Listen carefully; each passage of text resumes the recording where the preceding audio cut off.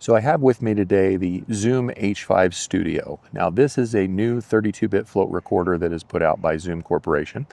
I love Zoom products. I have a lot of Zoom products. I recently purchased a Zoom F3, which is a very compact field recorder, extremely low noise, fantastic for drop rigs and things if you're going to be doing ambient sounds, dawn chorus, things like that while you're out camping and you just want to put some microphones out, start it and forget it. Fantastic recorder.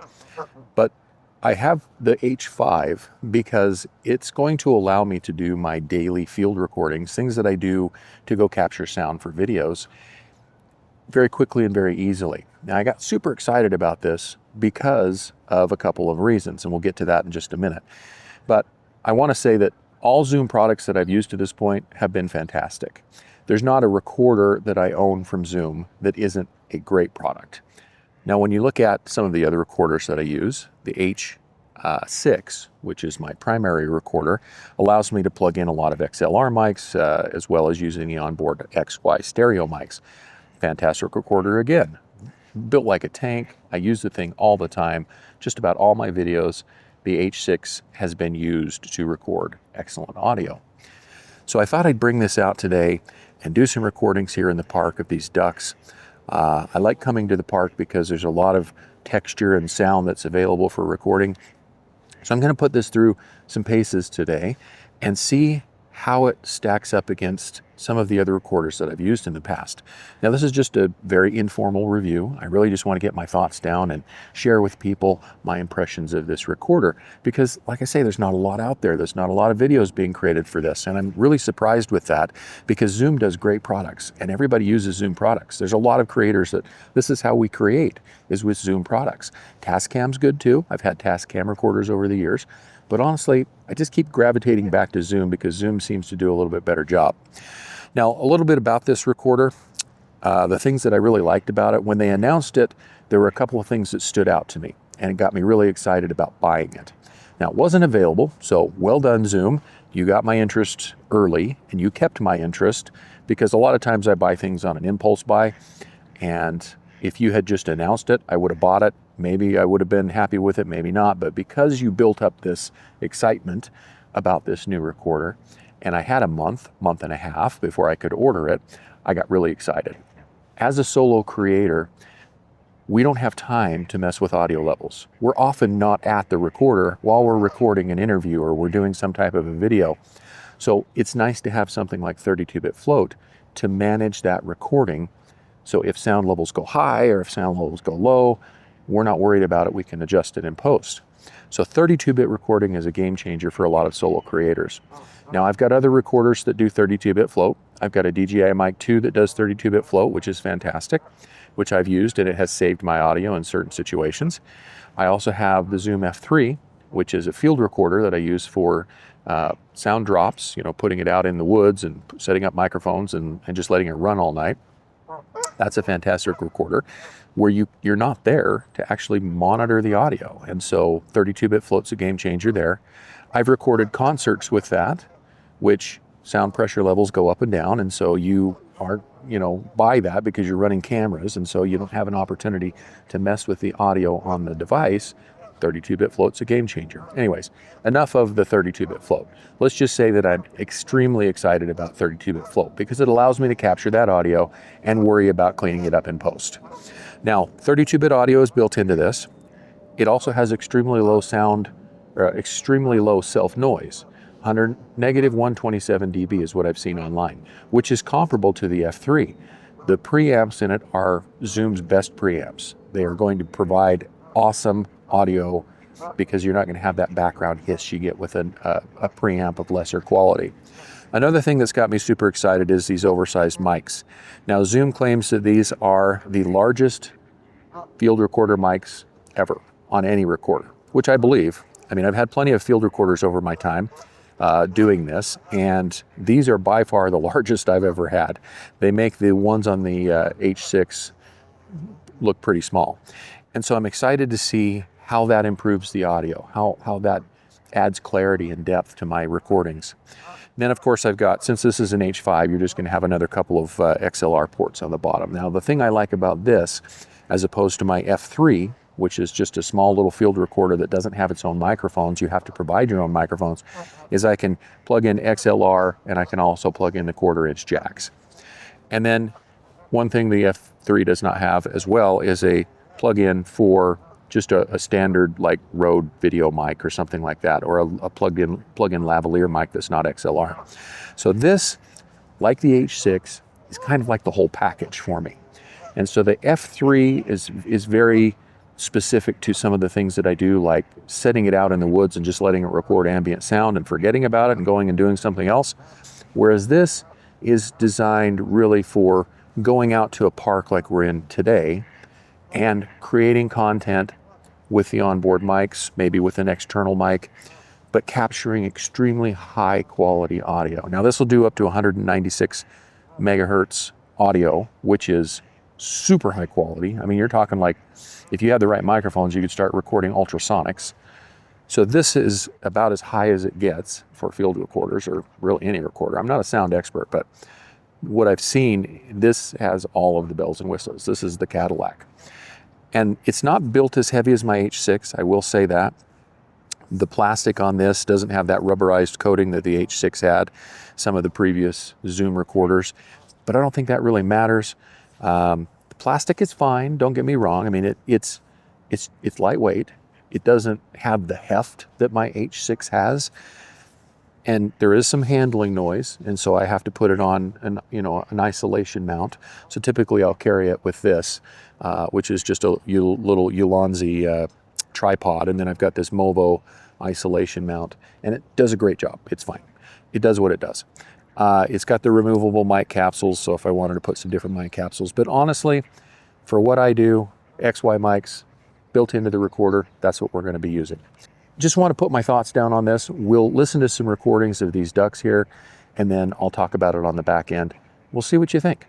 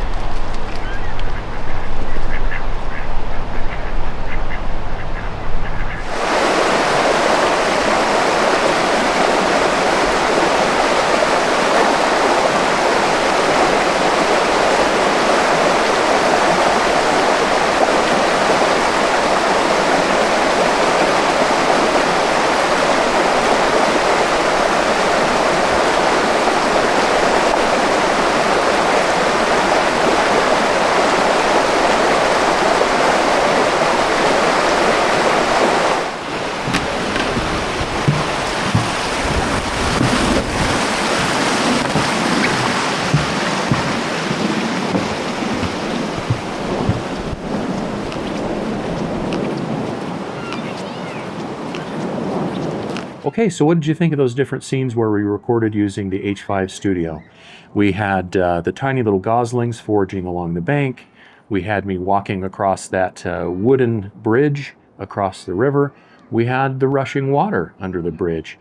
Now, unfortunately, I had to stop recording because the wind is picking up around here, and I don't have a dead cat for this. Unfortunately, I can't find a dead cat that's of good quality. I mean, I could probably get a universal dead cat, but I'd really like something that's designed for this device. It is such a beautiful device, well-built device.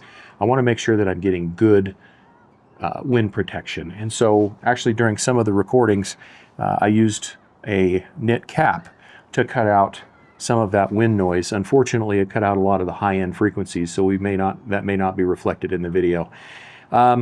As I was recording, I was thinking, I've talked a lot about self-noise on these devices and how that makes a difference when you're doing recordings, when you're doing field recordings, ambient recordings, especially those dawn choruses I was talking about. If you're out camping and you put your microphones out and you just want to record the ambient sound of the wildlife and the wind and water and things like that, so that makes a big difference. Well, we're going to take this into what my kids call the blanket fort, which is where I record audiobooks, and we're going to see what the self noise looks like on these different devices. And so let's go there now. We're going to be testing the H5 Studio. We're going to be testing the H6, which is my main device, which I've used the heck out of. And we're also going to use the H1 Essentials, which is one of Zoom's other 32-bit float recorders. We're going to see what that self noise sounds like and if it would bother you in your videos, so that you can make a better informed decision when you think about whether or not you're going to go with the new H5 Studio or the original H5 or the H6 or another recorder by Zoom. Now that we're in the blanket fort, we're going to do a little test on how quiet the microphones and the self noise is on these different Zoom devices. Now, throughout the video so far, I've talked about this is the new Zoom H5. You can see next to the Zoom H6, which has been my go-to everyday Swiss Army knife of a recorder, you can see the difference in the mic capsules here. Now, the H6 does have the ability to widen the stereo image from 90 degrees to 120 degrees. I kind of wish that I had that on the H5 Studio, but that's not a deal killer. But the important thing is here, you can see the difference in size between these mic capsules. Both of them are removable, and so I can take this off and exchange it for a stereo shotgun mic, for example. I believe they make a mid-size mic for this, mid-side mic. I know that I have a mid-side mic for the H6, and you can see the difference in size. I've got 4 XLR inputs here with I can also plug in quarter-inch instruments, whereas the H5 just gives us the 2, which is fine. It's not a deal killer for me. Really, I always, if I need 4, I'll use the H6. Also, I have the Zoom H1 Essentials, which I talked about earlier in the video. This is a wonderful, handy recorder. I actually started with the predecessor to this, the original, well, it's not the original, the H1N, which I started to record sound with, and I absolutely love this. It is small, fits in my pocket. I use it for dictation. If I'm in a loud environment, I will probably use this because that self noise doesn't make itself evident in the recording. I actually recorded a concert recently, and I'm not going to tell you who the band is because I'd probably get in trouble, but I turned this on, held it, and they were fine with recording. I just don't know if they were fine with recording with more professional equipment than an iPhone. I used this to record a rock concert, and because it was 32-bit float, the sound was amazing. And I was able to pull in the super loud areas where we were getting up close to the sound pressure limit of the microphone capsules, which I think on this one is 140 decibels. I believe these are 140 decibels. I'm not sure which the H6 is. I've never exceeded it, but this did a phenomenal job. This is a $100 32-bit handy recorder, and if you're just starting out, this may be all that you need. But we're going to test the sound quality on that. We're going to test the self noise. And then during the video, I've talked about the Zoom F3 at several points. This gives you 2 XLR inputs, but you do not have the option to put in quarter-inch instrument jacks, which, you know, I've used in the past, and it's kind of frustrating, but you can get an adapter to go from the quarter-inch to the XLR. It's just annoying. But this is built like a tank. Out of these 4 recorders, this one is by far the most heavily built. So this is a drop rig. This is something I would take out into the woods, and I would, you know, put it in a dry bag, and I would put it under a tree and then run my omnidirectional lavalier mics to record ambient sound. This is an awesome recorder. But unlike these 3 recorders, it does not have built-in microphones, and so that limits you a little bit. But we're not going to really test this one because this and the H5 Studio have the exact same preamps, and so really not going to do us any justice to waste time showing what that sounds like. So let's get started. I'm going to go ahead and start these 2 recorders, and then we're going to listen to what they each sound like. I've set the levels on both of them to 7. Now that's going to be roughly analogous to each other, but we're going to see what that sounds like with really no sound.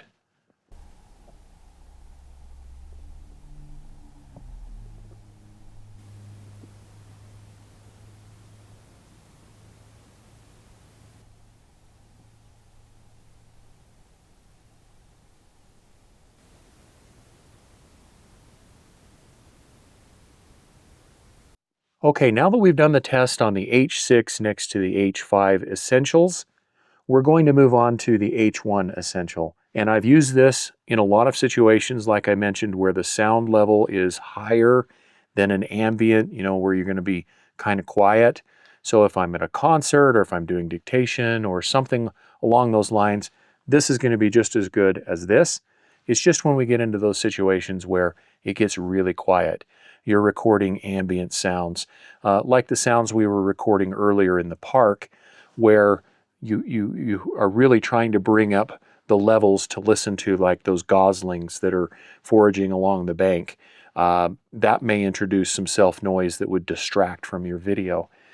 That type of situation, you're going to use something like the H5 is Studio, or you're going to use the F3 because it has those premium preamps that give you that extremely low self-noise. And the microphones also on this are really optimized to work with that preamp to give you a very clean recording. Now we're going to turn both of these on in just a second. One thing I do want to say about the self-noise on these, it's not really 100% the H1 Essentials fault that it has a lot of self-noise, because when you have these tiny, tiny little microphones, these itty-bitty little microphones like you find on this type of a recorder, you're going to introduce a lot of self-noise. That's just the nature of the physics of the thing. Where you have larger mics like this is going to provide cleaner audio because they're able to, I don't know the physics behind it, but they're able to pick up the sound a lot more effectively than these smaller mics. So let's go ahead and listen to these two and see what the self-noise sounds like on each.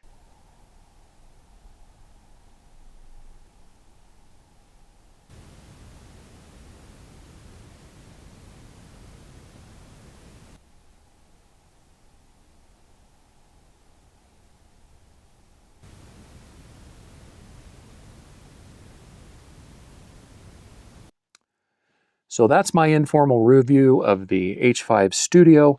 I think it's a great device. There are some differences between my standby, the H6. Like I said, this has got some more heft to it, which in certain situations, that's kind of comforting to have something that weighs a little bit more. Each one of these devices has a different place in my kit.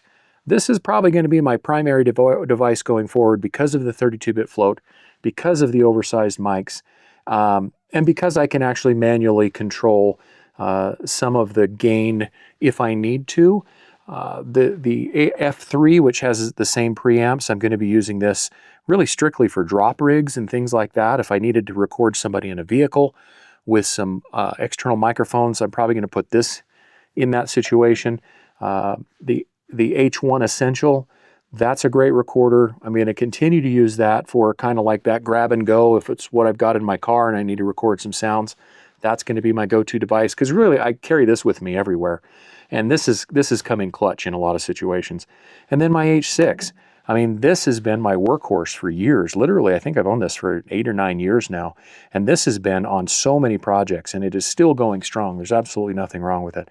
And so this will probably have an honored place in my kit bag as well. So that is my review of the H5 Studio. I hope it helped you make a decision on whether or not you're going to purchase it, or whether one of these other devices might be better for you in your particular situation. Until next time, keep recording.